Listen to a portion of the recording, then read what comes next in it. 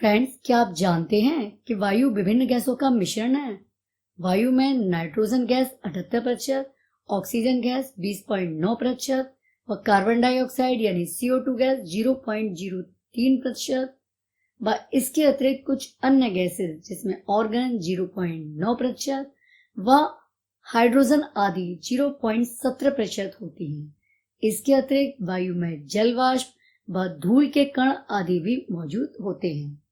तो हमने तो सुना था कि हम सांस के साथ ऑक्सीजन गैस अंदर लेते हैं और कार्बन डाइऑक्साइड गैस बाहर निकालते हैं। अरे तो क्या हमारी नाक में कोई छलनी या फिल्टर लगा है जो वायु जो विभिन्न गैसों का मिश्रण है उसमें से केवल ऑक्सीजन ही अंदर जा रही है और CO2 ही बाहर निकल रही है?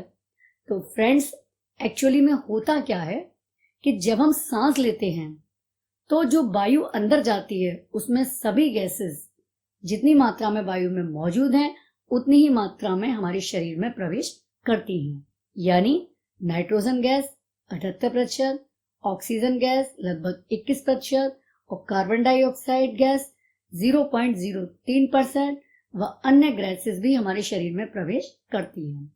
और इसमें से जो ऑक्सीजन है वो जब फेफड़े में पहुंचती है तो फेफड़े में जो ब्लड कैपिलरीज यानी रुधिर केशिकाएं होती हैं उनके ब्लड में ये एब्जॉर्ब हो जाती है और वहां से ब्लड के द्वारा ये शरीर की विभिन्न कोशिकाओं में पहुंचती है और विभिन्न कोशिकाओं में पहुंच करके ये ऑक्सीजन क्या करती है वहां पे, ये भोजन का ऑक्सीकरण करती है और भोजन का ऑक्सीकरण करके ये एनर्जी उत्पन्न करती है और इसके साथ साथ ये CO2 व जल का निर्माण भी करती है।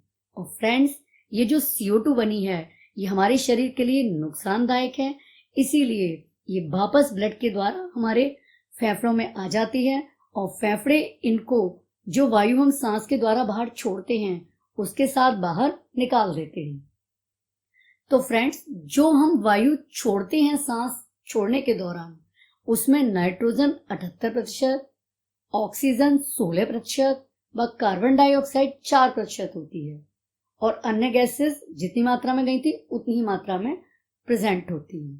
तो फ्रेंड्स, आपने ध्यान दिया कि हमने जो वायु अंदर ली थी उसमें ऑक्सीजन कितनी थी 21% और जो बाहर छोड़ी है उसमें कितनी है 16%। यानी कि हमारे शरीर ने केवल 5% ऑक्सीजन ही एब्जॉर्ब की है और बाकी ऑक्सीजन शरीर से बाहर निकाल दी है। इसी तरीके से जो हमने CO2 गैस कितनी मात्रा में ली थी वो 0.03% थी और जो छोड़ी थी वो कितनी थी मात्रा, वो थी 4%, जो कि एक अच्छी खासी मात्रा है और हमारे शरीर को नुकसान पहुंचा सकती है।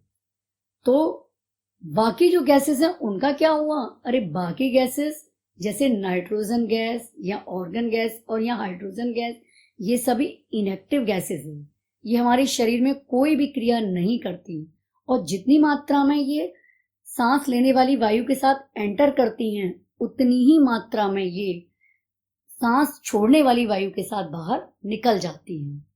तो फ्रेंड्स, देखा हमारा शरीर किस तरीके से अपने लिए आवश्यक गैस को इस वायु के मिश्रण से लेता है और अनावश्यक गैस को इस वायु के मिश्रण से बाहर निकाल देता है।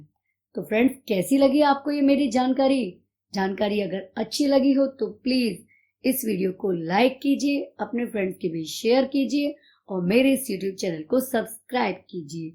तो मिलते हैं नेक्स्ट वीडियो में एक और रोचक जानकारी के साथ। जब तक के लिए बहुत बहुत धन्यवाद। Good bye.